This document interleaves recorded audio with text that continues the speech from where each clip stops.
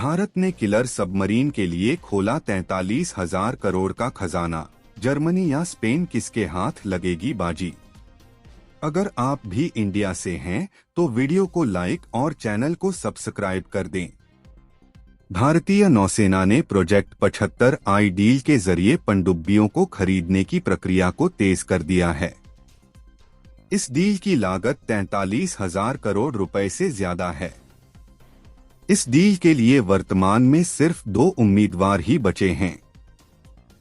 इनमें से एक जर्मनी की TKMS और दूसरी स्पेन की नवंतिया है। भारतीय नौसेना अपनी ताकत बढ़ाने के लिए पिछले कई दशकों से प्रोजेक्ट 75I के लिए पनडुब्बियों की तलाश कर रही है।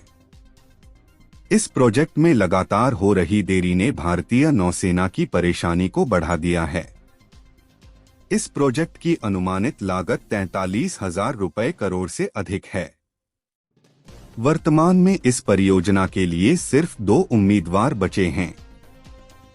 इनमें से एक जर्मनी की पनडुब्बी निर्माता TKMS थीसेनक्रुप मरीन सिस्टम्स है और दूसरी स्पेन की नवंतिया है। भारतीय नौसेना ने दोनों देशों की ऑफर की गई पनडुब्बियों का मूल्यांकन किया है। संभावना है कि भारतीय नौसेना पनडुब्बियों के लिए जर्मनी की TKMS थीसेनक्रुप मरीन सिस्टम्स को चुन सकती है।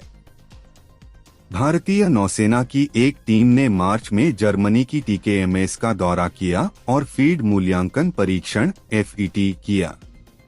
इसके बाद कई स्रोतों ने पुष्टि की है कि TKMS की पनडुब्बी ने निर्धारित सभी मानकों को पूरा किया है।